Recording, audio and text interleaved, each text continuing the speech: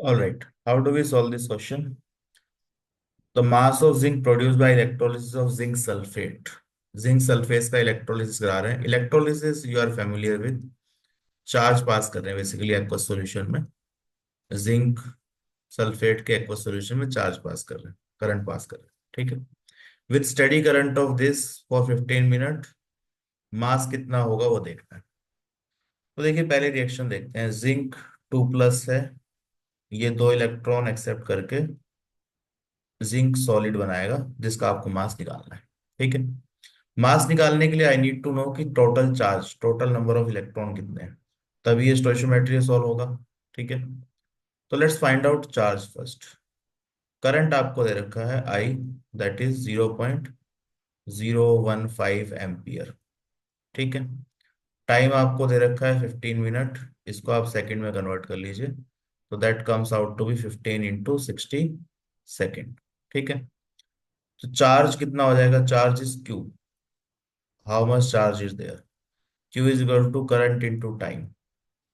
तो इसको मल्टीप्लाई कर लेते हैं. 0.15 एम्पियर 15 × 60. तो this is your charge in coulomb. Now I don't need the charge. हमें क्या चाहिए? Number of moles of electron. ठीक है. Number of moles of electron. तो देखो टोटल चार्ज इतना है. वी कैन डिवाइड बाय एक मोल का चार्ज कितना होगा. एक मोल इलेक्ट्रॉन का चार्ज कितना होता है? तो मोल्स ऑफ इलेक्ट्रॉन आप निकालेंगे तो ये होता है Q/F.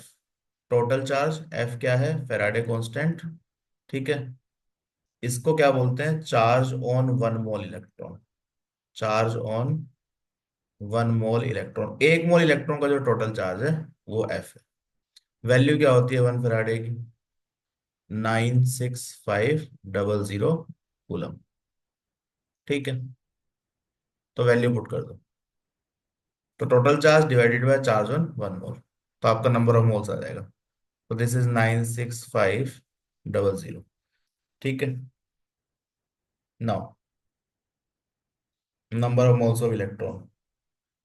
Now let's calculate this. इसको आप बाद में कैलकुलेट करेंगे. Let's call it N. अभी के लिए इसको कुछ नंबर दे देते हैं एन. ठीक है. क्योंकि आगे कैलकुलेशन और कॉम्प्लिकेटेड होगी. So let's calculate. जिंक 2+, दो इलेक्ट्रॉन लेकर के क्या बना रहा है? जिंक. तो देखो स्टोइशियोमेट्री से अगर हम देखें तो अगर ये 2 मोल इलेक्ट्रॉन होते तो जिंक कितना बनता? 1 मोल. अगर ये 1 मोल है तो कितना बनेगा? 1/2 मोल. तो अगर ये एन मोल होता जो कि यहाँ पर है, एन मोल. ठीक है. तो ये कितना बनेगा? n/2. तो number of moles of zinc आ गए. ये एन की वैल्यू पुट कर दो.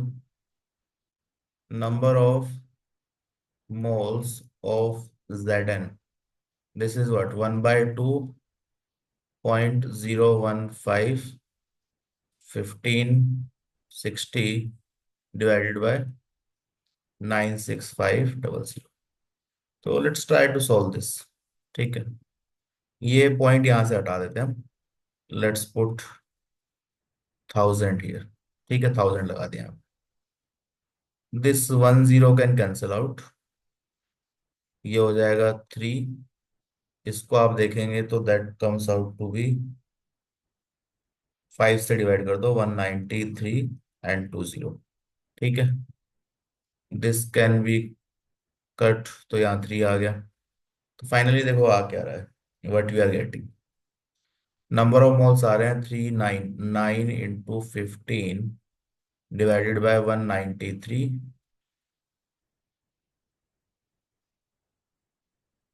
× 10⁻⁴ 100. ठीक है. तो इसको सॉल्व कर लीजिए. That turns out to be 0.699 × 10⁻⁻⁴ mole. ये आ रहा है. ठीक है. तो ये आप चेक कर सकते हैं वैल्यू. ये आनी चाहिए. कैलकुलेशन आपकी इस क्वेश्चन को करने के लिए थोड़ी स्ट्रांग होनी चाहिए, तभी आप कर पाएंगे. ठीक है. तो what is mass of zinc? Mass of zinc will be number of moles 0.699 × 10⁻⁻⁴ multiply by molar mass. Molar mass देखो कितना दे रखा है. Let's see 65.4. This is 65.4, 65.4। ठीक है, तो again you have to be good in calculation. 45.76 ये calculate कर लीजिए, इंटू 10⁻⁻⁴। ठीक है, ग्राम में आएगा आंसर। अब चेक कर लो आंसर किस फॉर्म में चाहिए। तो 10⁻⁻⁴ की फॉर्म में ही चाहिए, नियरेस्ट इंटीजर देखना है। तो यू कैन जस्ट राइट 46 × 10⁻⁴ ग्राम। तो आपका आंसर क्या आ जाएगा? 46। ठीक है, करेक्ट आंसर इज 46।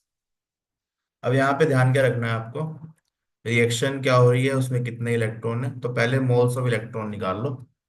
ठीक है, then do the stoichiometric calculation, zinc कितना आएगा, then find out the mass.